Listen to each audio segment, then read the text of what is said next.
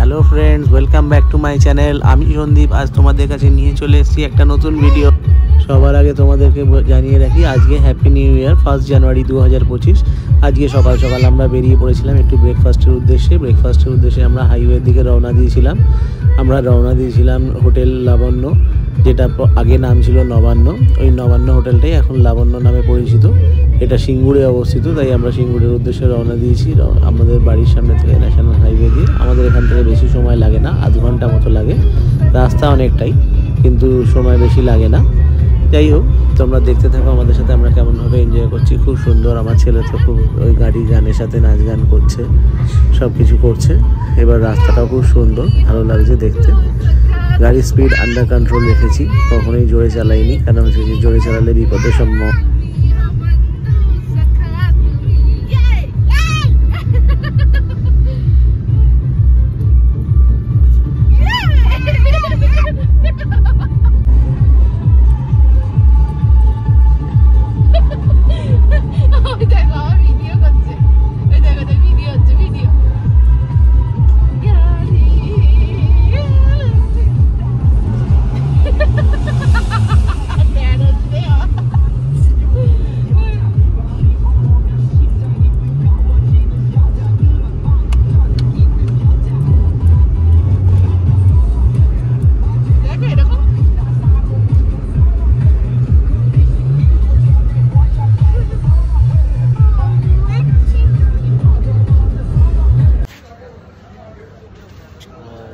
আমরা এখানে পৌঁছে গেছি হোটেল লাবণ্যর সামনে। এখানে ফুল গাছের সামনে একটু ফটোশ্যুট করে নিলাম।